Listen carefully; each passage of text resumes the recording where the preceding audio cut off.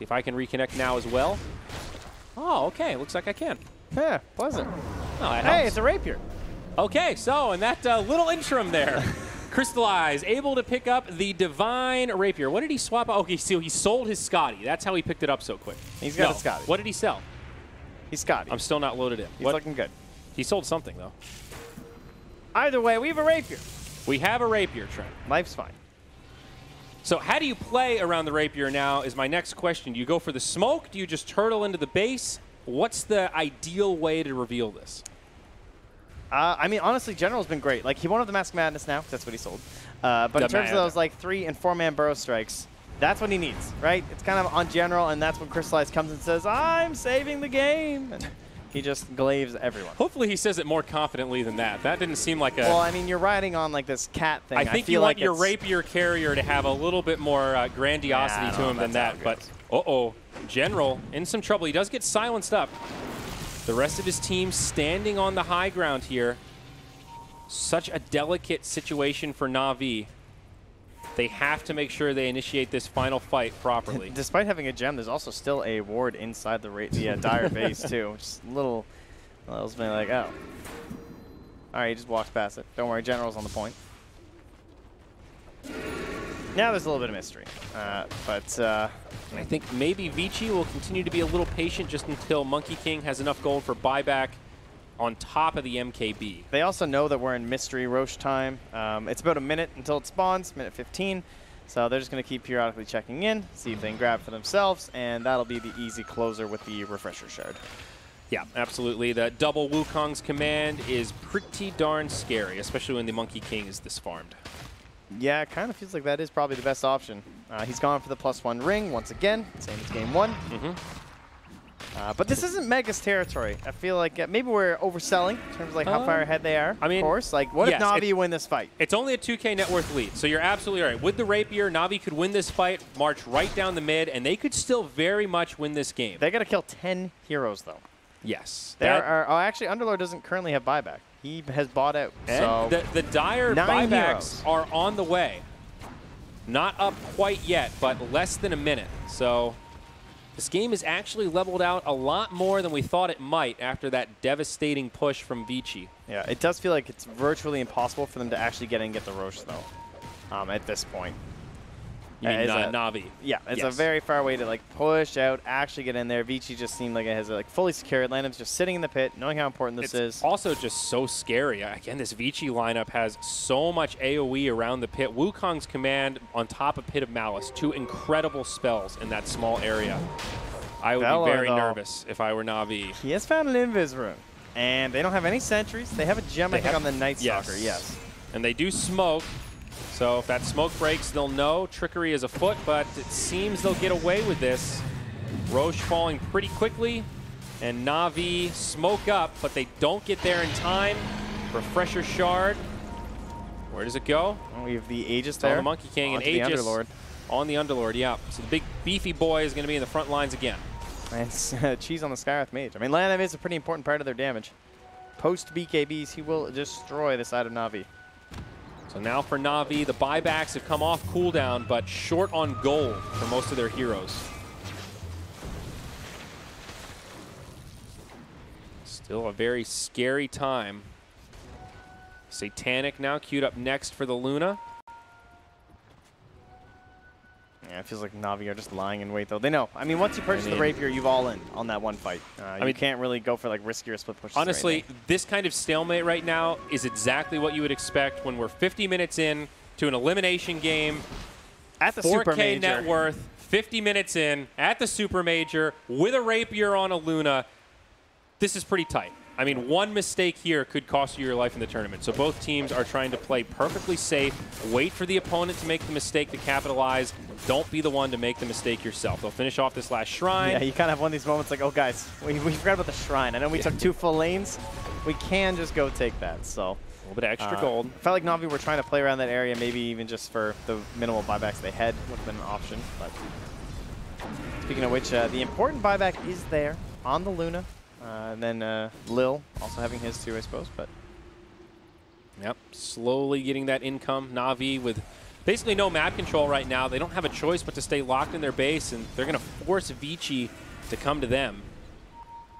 With the Aegis, it's certainly possible. I mean, this Underlord is really strong. Oh, there's that concussive.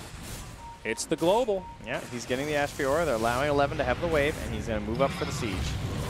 Starts smacking away at that tier 3. Of course, there is a glyph for Na'Vi. Dendi, the one initiated on first as they jump onto the Underlord. Vici being very patient here. Hex, now boat comes out. There's a Wukong's command to get things started. Lil dies first, has the buyback, but will hold it. Dendi forced to BKB very defensively. Does get off the Exorcism, jumps forward, but needs to be careful here. Buyback from Lil. They've gotten the tower down to about half HP, but the X Torrent mitigated by the Yules sets up for the Pit of Malice. Force Staff keeps the DP alive, but might be worth backing here. Exorcism is out. There's not really a lot of advantages to going with this wave right now. They're still going to go for it, though. Still feeling very strong. Exorcism expiring now. Dendi healing up a little bit, but his damage much lower. Paparazzi with big damage onto Velor. He still has the Doom, but he can't use it. He dies with no buyback. Ultimate still available. There's the second Wukong's command, and Na'Vi in big trouble. Down goes General. No buyback there, and they are getting cleaned up. We could be moments from a GG as they dive onto the Death Prophet into the tier 4s. Down she goes. Buyback used, but now Lil. He'll die back himself. The DP doing everything she can to hold on alongside the Luna, but Navi's life in this tournament ending before their eyes. Vici see the dive, they seize the day, and they find the kills. GG as Na'Vi are eliminated, and Vici move on to the next round. Fenrir will seal the deal with the Rapier Night Stalker there, and well, 11 will continue to tip low. Well, great work, panel. You cursed Na'Vi, and Vici have done it. That's what you get. Yeah, that's what you get, but indeed. It really felt the same as game 1, didn't it? It really That's what we were did. kind of worried about in terms of the draft. I do agree this one looked better. I feel like the Sand King from General was a very key aspect they were missing in the first one, something to start these fights, but actually gaining that control, the Roche fights really in this game were the ones that absolutely killed them. I feel like I would almost give General MVP again. He played very, very well that game. 5-5 and 19 on the Sand King, huge impact, but it just felt like there was no follow-up a lot of the time with those big stunts. Yeah, very difficult stuff there. And that one, I don't know. I mean, honestly, I just feel like controlling the Roche pit, like they were trying to do their flowchart Dota. They were trying to go through all the steps. And this time, missing out on the Aegis, like Vici Gaming once again, just kind of read it. They know that's what they need. They take it away. And suddenly what looked like such an easy game for Na'Vi just isn't that simple anymore. Yeah, absolutely. An epic series, though. Again, one we thought would be a quick blowout. Na'Vi take it to the brink and make Vici fight for it. Let's head back to the panel and see what they think. Thanks very much for the commentary. Zyori and Trent there in the commentary box for our third series of the day. Sadly for Na'Vi fans everywhere, Na'Vi have joined Infamous and their brothers from CIS Team Spirit as being eliminated from the Supermajor, and that is the end of the line as far as the DPC is concerned for Na'Vi. Next up for them will be TI qualifiers. Our three panel members are back here once more to throw off the curse that is the panel predictions. Alan, they put up a decent fight in this series overall, and in the third game, at many points looked like they could win this, but you always had that kind of feeling in the back that VG had enough. Well, you never, as a Na'Vi fan this season, I dare say you never can be completely comfortable while that team's been playing, and you're going to see, doubtless in some of these highlights, it was a Game 2 mistake by the Lanham Naga that we argued decided the game in favor of Na'Vi, and it was really a blown Roche fight in this game that caused such problems for Na'Vi themselves, as 11 gets an Aegis, and we have a 21K net worth swing from 36 to 44 minutes, giving Vici control of the game. We all favored Na'Vi's draft, and we saw it kind of in full motion. The first 30 minutes of the game, you know, they were going through the right motions, taking objectives, using this Luna DP very effectively to take towers, try and secure Roches, but ultimately it was just a couple of really bad fights, and one in particular Roche that cost them. And that's surprising, Henrik, because for the majority of the game, they seem to have the upper hand in the team fights. Yeah, they did, and I really liked Dendi's item builder because he decided to go for a dagger after Yules really showing the alpha there that we see in the ad. But I just feel like the Luna is the problem again in this draft. They need something that can fight, but either they have to go for a really strong late game like the Morph we see the second game, or something like that, like a PL, but that was banned. But the Luna is just the problem here. They go late game and they can't end the game. They take some bad fights, and then you're against a Monkey King late game. You see here, he ults, and Luna can't do much at all. Yeah, we've talked a lot about at the last couple of events about the fluctuation in hero win rates, and I mean Luna has looked solid at a number of tournaments recently. But the big difference here is that it's being taken in this tournament almost exclusively in the first 3 picks, and there are plenty of counter picks in the pool, like the Monkey King. Yeah, we saw the first game, or was this first game where they just ran into him and with the Lycan, and yeah, same here. The Monkey King just hard countering him. Yeah, this was actually ended up being a good fight for Na'Vi, that one, which looked like a bad fight to start with, but actually they turned that one around. It was 32 really minutes. After that. 32 minutes. They had 8,000 gold lead. They seemed to have the better team play. They seemed to have the better team fight composition. And then it just all fell apart with the pressure that Vici put on. And somehow Vici got several Roches this game. This is one of those games where Na'Vi should control every single Roche. The second Na'Vi lose one Roche, it's kind of like the game has swung out of their hands because they're the team that's meant to be playing faster, playing from ahead, playing with Aegis in their hands, because that's how you can make the Luna work against some of these counter picks is by having an Aegis. Well, the one fight in particular, which I'm not sure we're going to see on these highlights, when they had Roshan extremely low with Exorcism going, and Dendi's Death Prophet backed out of the pit with no Na'Vi member in that pit, so Roshan followed. You can't damage him outside, and that was what allowed 11 to snatch the Aegis. Yeah, this again, a fight towards the end, which they really looked like they were going to win, and somehow turned around again to hold on to the game. So, you know, they put up a decent fight, Gods, and I know that it's been a long season and they've made changes along the way as well. They had Roger and Lil switch, they've had LeBron leave, and then obviously Velio coming in now as well. They have to put all of that aside now and focus on a very competitive CIS regional TI qualifier. It's tough for them. That region is looking like one of the scarier ones as far as qualifiers go. I mean, people talk about NA, but I think you forget CIS, where Na'Vi's probably not even like one of the top 3 or 4 teams in CIS anymore. Teams like Vega, Spirit, Vita Moon have kind of overtaken them. So Na'Vi definitely have their work cut out for them. Even Empire?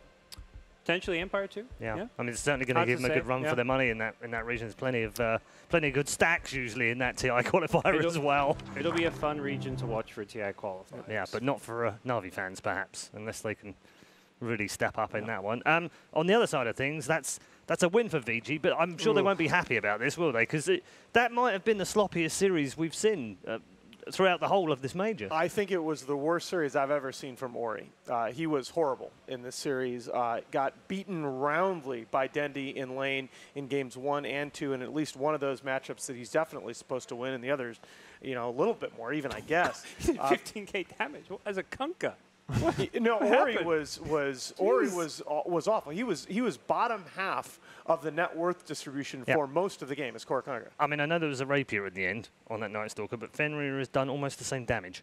Yeah, that Kunkka by Ori, it's you know, Ori coming through. That's how you get hard carried this series. Honestly, he was. If there was an LVP in this series, I would give it to him. I think. 3 games in a row, he lost mid and. But sometimes you lose mid, you come back, have an impact. He had 0 impact on this game. He was garbage. Yeah. Look at the kills, though. Very rough indeed. Did you see that? Yeah. That was like 15 unanswered kills by Vici to finish the game. Yeah. Crazy. Yeah, and also, but you know, not without putting it on one guy, because already has had a poor series, the whole team haven't played very well to get through this series. They're going to have to play better in the next round. They've got Mineski. Oh. Yeah. Okay, I think that's probably all I need to know about that. MVP for this one. Gods, why don't you choose the MVP? Give it to Paparazzi. He's pretty solid on Monkey King. I think him and Lanham were the 2 players who stood out this series who played well consistently all 3 games, but as a team they didn't look that good. But sometimes one player just got to step up a bit. Yeah, he is the star. They do expect an awful lot from him. He didn't necessarily have to shine too hard, Henrik, throughout this series, though, did he? Just do his job. Yeah, I mean, he had to do some kind of work, though, because as we mentioned, Ori did not have that good game, so he had to really play well here. But then again, you know, you're playing as Na'Vi, they get a decent lead, and then they just take a sloppy Roche fight. And yeah, they just were outdrafted as well, so it's pretty easy for them to play this game. You just farm up the battlefield and then just get late game, and yeah, I don't know. I still don't know about that draft. I think Navi's draft was fine. It's just... you're talking about 2 core players, okay? Paparazzi was very nearly the first player 10K MMR in the world in China, all right? And Ori was a guy that Vici bought an entire organization to get him on their team. Yep. You expect these 2 to be the 2 superstars. And Yeah, Paparazzi did step it up when it mattered in Game 3, but as a series, you need better play from that than out of your 1 and 2 position. I'm glad you brought that up, because on the flip side of that, if Na'Vi can take anything away from this, Alan, it's the fact that their two superstars, Crystallize and Denny, have had a good series. And General had a great series. I mean, Zuri at the very end said he would seriously consider giving General the MVP for Game 3 even in the loss, and I think he was very good. Played a big part in holding Ori down in the mid lane that lasted most of the game. Okay, thank you all three of you. Time to bring you an updated bracket right now and show you how it's all shaping out here at the Supermajor, because we've only got one more series to go for the day, and it will be VGJ Thunder versus the final tribe, which is coming up next. And the winner of that one will play Newbie. Vici Gaming and Na'Vi, of course, the game done. And as you can see, Vici Gaming will go through to play Mineski. At the upper bracket, Liquid versus Secret and Virtus Pro versus LGD. The top 4 teams in the world, all making the upper bracket semi-final.